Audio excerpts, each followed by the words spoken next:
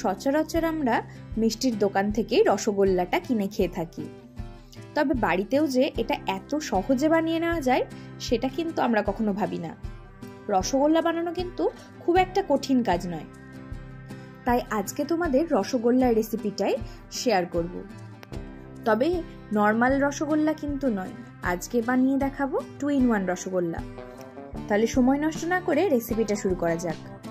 রসগোল্লাটা বানানোর জন্য কিন্তু সবার প্রথমে আমাদের ছানাটা কাটিয়ে নিতে হবে, আর তার জন্য এখানে আমি 2 প্যাকেট লিকুইড দুধ নিয়েছি, আর ওজন হিসেবে বলতে গেলে এখানে 1 লিটার দুধ রয়েছে।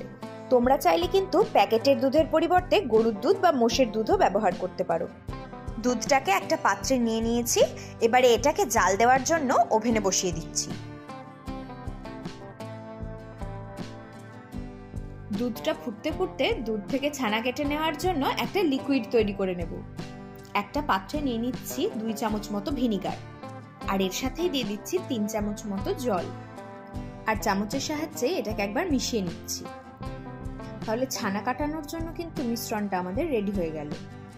এদিকে দেখো দুধটাও কিন্তু খুব ভালো মতন ফুটে গেছে। এবারে আমরা ভিনিগারের যে মিশ্রণটা বানিয়ে রাখলাম সেটাকে অ্যাড করব। তবে মাথায় রাখতে হবে এই ভিনিগারের মিশ্রণটা অ্যাড করার সময় অবশ্যই কিন্তু গ্যাসের ফ্লেমটা একদম লো করে দিতে হবে। আর এই ভিনিগারের মিশ্রণটা কিন্তু সম্পূর্ণটা একেবারে মেশাবো না, অর্ধেকটা প্রথমে মিশিয়ে খুব ভালোভাবে কিন্তু নাড়তে থাকতে হবে। আর কিছুক্ষণ নাড়লেই দেখবে ছানাটা কেটে আসছে। যখন দেখবে ছানাটা কাটতে শুরু করেছে তখন বাকি যে মিশ্রণটুকু আছে সেটুকুও ঢেলে দেবে। আর ভিনিগারের বাকি মিশ্রণটা দেওয়ার পর আবারও আস্তে আস্তে নাড়তে থাকবে দুধটা, তাহলেই দেখবে সম্পূর্ণ দুধ কেটে ছানাটা বেরিয়ে এসেছে। আর ছানা কাটা জলটা যদি এরকম গ্রিনিশ হয়ে আসে, সবজে সবজে হয়ে আসে, তাহলেই বুঝবে ছানাটা কিন্তু খুব ভালোভাবে কাটা হয়েছে। এবারে অন্য একটা পাত্রের ওপর একটা সুতির নরম কাপড় রেখে ছানার জলটা ছেঁকে নেব।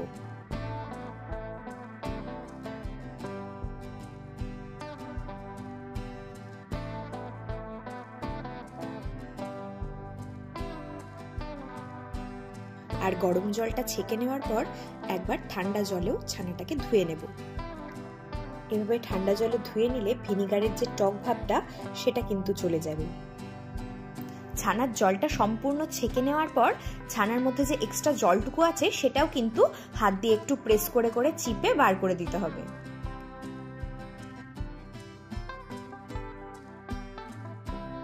এবারে ছানাটাকে একটা থালার মধ্যে নিয়ে নিচ্ছি।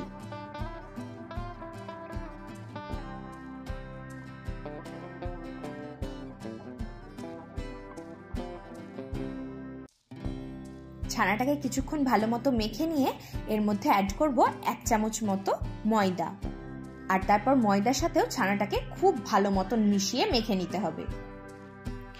এবারে হাতের তালুর নিচের দিকটা দিয়ে খুবই ভালো মতন ছানাটাকে রগড়ে নিতে হবে, ঠিক যেমন ভিডিওতে দেখতে পাচ্ছ ঠিক তেমন করে।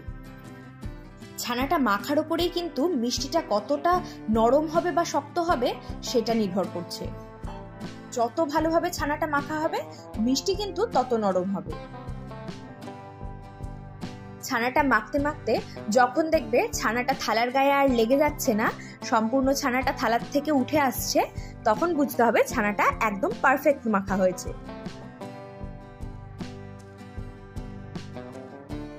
এবারে যেহেতু আমি 2-in-1 রসগোল্লা বানাচ্ছি তাই এই ছানাটা 2 ভাগে ভাগ করে নেব। একটা ভাগের মধ্যে 2-3 ফোঁটা গোলাপি রঙের ফুড জেল কালার দিলাম, আর দিচ্ছি 2-3 ফোঁটা স্ট্রবেরি এসেন্স। এবারে এই এসেন্স আর কালারের সাথে ছানাটাকে একবার মিশিয়ে নেব ভালো মতো।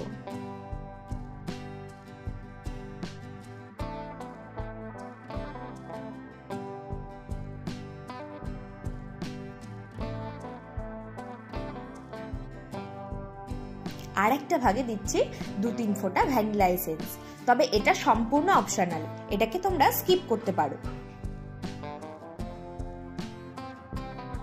আর ভ্যানিলা এসেন্সটাকেও ছানার সাথে ভালোভাবে মিশিয়ে নিলাম। এবারে ছানার 2 ভাগ থেকেই কিন্তু ছোট ছোট করে টুকরো করে নেব, আর 2টোর থেকেই কিন্তু সমান ভাগ করতে হবে। ছানার সাদা অংশটা থেকে প্রথমে আমরা 14টা ছোট ছোট টুকরো করে নিয়েছি, আর গোলাপি কালার মেশানো অংশটা থেকেও কিন্তু 14টা টুকরোই করে নেব। এবারে ছানার দুটো মিশ্রণ থেকে একটা করে টুকরো নিয়ে ভালোভাবে পাকিয়ে একটা বল বানিয়ে নেব। আর এটা শেখানোর তো কিছু নেই, রসগোল্লা বানানো কিন্তু খুবই সহজ।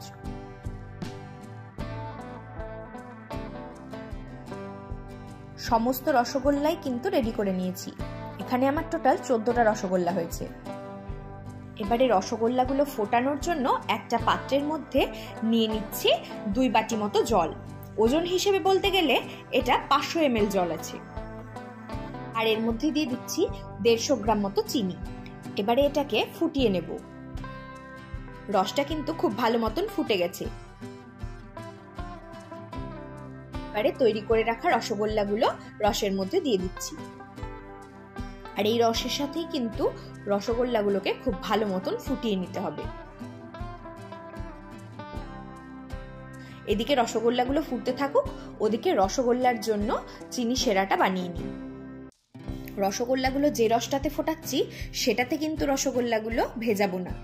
রসগোল্লাগুলো ভেজানোর জন্য আলাদা একটা সেরা বানাবো। একটা পাত্রের মধ্যে আবারও নিয়ে নিচ্ছি 1 বাটি মতন চিনি, আর ওই বাটির মাপ করেই 1.5 বাটি জল দিয়ে দিলাম। এবারে এটাকে খুব ভালো মতন ফুটিয়ে নিতে হবে।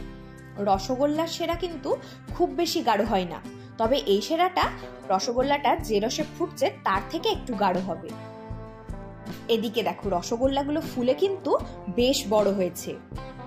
ওদিকে চিনির সিরাপটাও কিন্তু ভালো মতন ফুটে গেছে। এবারে রসগোল্লাগুলো এই হালকা সেরার থেকে তুলে গাঢ় সেরাতে ডুবিয়ে দেব।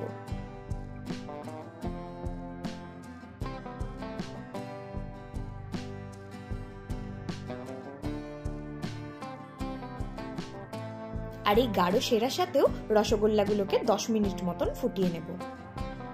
10 মিনিট পর গ্যাসের ফ্লেমটা বন্ধ করে এভাবে ঢাকা দিয়ে আধ ঘন্টা রেখে দিলেই কিন্তু রসগোল্লা একদম পারফেক্টলি রেডি। এভাবে কিন্তু তোমরাও বাড়িতে খুবই সহজে বানিয়ে নিতে পারবে। তবে সব সময় পরিমাণ আর পরিমাপটা খেয়াল রেখেই কিন্তু রসগোল্লাটা বানাতে হবে। দেখেছো রসগোল্লাগুলো কতটা নরম হয়েছে, দারুণ সফট আর দারুণ টেস্টি। আর আমার ভিডিওটা ভালো লাগলে অবশ্যই কিন্তু একটা লাইক করো আর কমেন্ট করতে ভুলো না। আজ তাহলে আসি, টাটা।